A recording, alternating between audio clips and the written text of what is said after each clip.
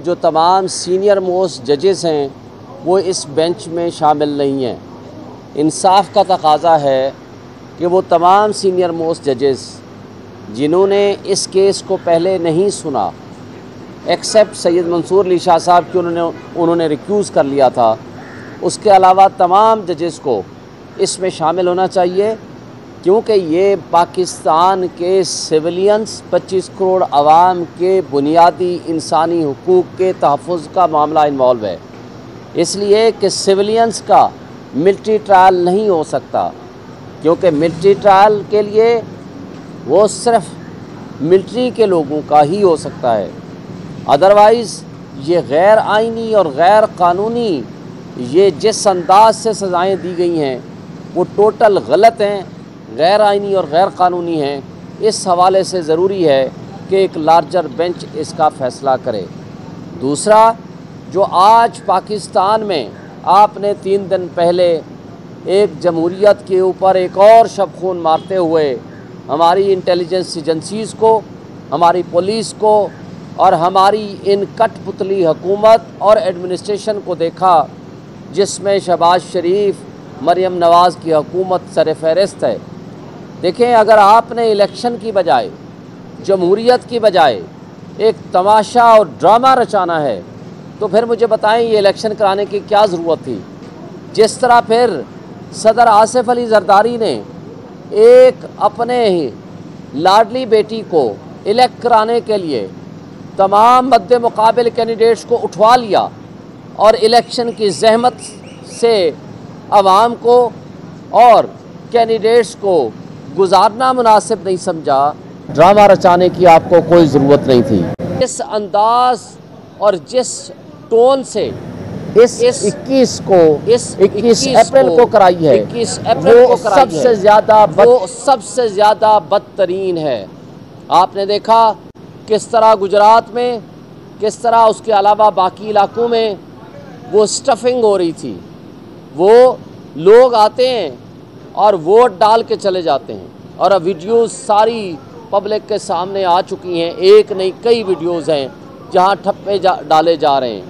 मगर इस सब कुछ के बावजूद ना इलेक्शन कमीशन की आंख खुली, ना उनके कान पे जूं रेंगी, ना उनको ये एहसास हुआ कि वो इस पाकिस्तान की जड़ें खोखली कर रहे हैं।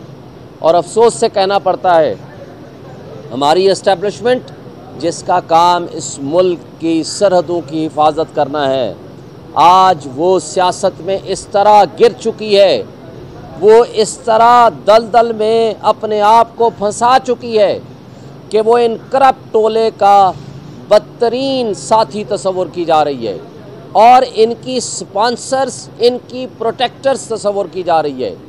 और वो एस्टेब्लिशमेंट, वो हमारी फ़ौज जिनका काम था मुल्क की हिफाजत करना, सरहदों की हिफाजत करना, हमारी सिक्योरिटी मामलात को बेहतर करना, आज सूरत हाल ये है कि इंडियंस एजेंट्स आते हैं और यहाँ लोगों को मार के चले जाते हैं, जिसकी रिपोर्ट गार्डियन के ज़रिए हमें पता चलती है। पाकिस्तानी कौम को कुछ नहीं बताया जाता। ये काबिल अफसोस चीज़ें हैं। इनके ऊपर आपने देखना है, पाकिस्तान की रियासत तब तक तरक्की नहीं कर सकेगी जब तक कानून की हुक्मरानी नहीं आएगी। आपने एक छोटा सा शहर है, मुल्क है सिंगापुर, हमारे लाहौर से भी छोटा मुल्क है, वहाँ बिलियंस ऑफ डॉलर्स की वहाँ इन्वेस्टमेंट आती है। वहाँ क्या चीज़ है? सिर्फ एक चीज़ है, वो है रूल ऑफ लॉ। वहाँ है कानून की हुक्मरानी, वह है इंसाफ का निज़ाम। आज आप अपने मुल्क में देखें, जहाँ आपने कानून, इंसाफ की इदारों को आपने बांदी बना के खड़ा कर दिया। कुछ इलाकों में कच्चे के डाकू काबिज़ हैं, बाकी इलाकों में पक्के के डाकू काबिज़ हैं। अब ये जो पक्के के डाकू जगह जगह फिरते हैं, इन्होंने अपनी गैरत छोड़ दी है। आज जिस तरह कब्ज़ा करके, जिस तरह डाका जनी के ज़रिए इन्होंने हुकूमत बनाई है, इनकी शर्म व हया गैरत ख़त्म हो चुकी है। इनको इनकी अपनी बीवी बच्चे नहीं मानते कि ये MNAs हैं या इलेक्टेड हैं, मगर कब्ज़ा के ज़रिए, डाका जनी के ज़रिए ये इक़्तिदार पे काबिज़ होके, रिजेक्टेड होके आवाम के ऊपर मुसल्लत किए गए हैं। आज सिचुएशन ये है कि अभी से बिजली और गैस के इस कदर ज़्यादा बिल्स आ रहे हैं, बेरोज़गारी इतनी ज़्यादा बढ़ रही है। आपका इन्वेस्टर जो असल आपकी बैकबोन है वो है आपका लोकल इन्वेस्टर और ओवरसीज़ हमारा भाई जिसने इन्वेस्टमेंट यहाँ लेकर आनी है। लोकल इन्वेस्टर आपके ऊपर मिसट्रस्ट करते हुए यहाँ से पैसा लेके बाहर भाग रहा है, और आपका ओवरसीज़ जो कि आपकी बैकबोन है आपके ऊपर मिसट्रस्ट कर रहा है, वो पैसा लेके नहीं आ रहा, जिसकी वजह से आज आपकी इतनी बिजली भी महंगी है। आपका 22% इंटरेस्ट रेट है। मुझे बताएं कौन इंडस्ट्रियलिस्ट यहाँ इंडस्ट्री लगाएगा इस महंगी बिजली के साथ, महंगी गैस के साथ और इस शराय सूद के साथ? जब आपकी इन्वेस्टमेंट नहीं बढ़ाएंगी, आप कर्ज़े पे कर्ज़े बढ़ाते चले जाएंगे, तो आपकी रियासत को, आपके 25 करोड़ आवाम को यहाँ जीना दो भर हो जाएगा, जिसके लिए आज हम आपको वार्न कर रहे हैं। आज भी वक्त है, होश के नाखुन लें। इस रियासत को बनाना रिपब्लिक मत बनाएं। ये 25 करोड़ आवाम का मुल्क है। आपने 71 से सबक सीखा होता तो आज आप ये ना करते।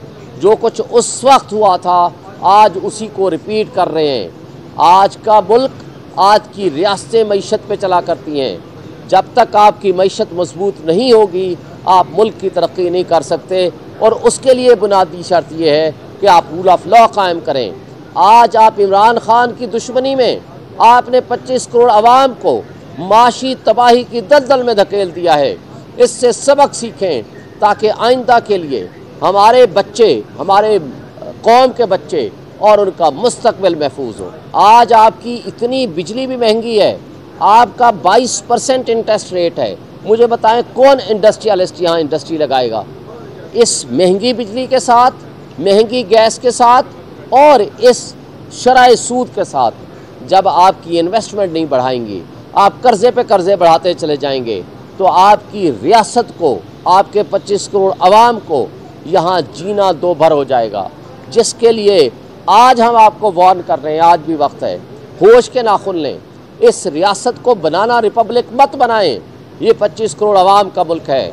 आपने 71 से सबक सीखा होता तो आज आप ये ना करते। जो कुछ उस वक्त हुआ था आज उसी को रिपीट कर रहे हैं। आज का मुल्क, आज की रियासतें मईशत पे चला करती हैं। जब तक आपकी मईशत मजबूत नहीं होगी आप मुल्क की तरक्की नहीं कर सकते, और उसके लिए बुनियादी शर्त यह है कि आप रूल ऑफ लॉ कायम करें।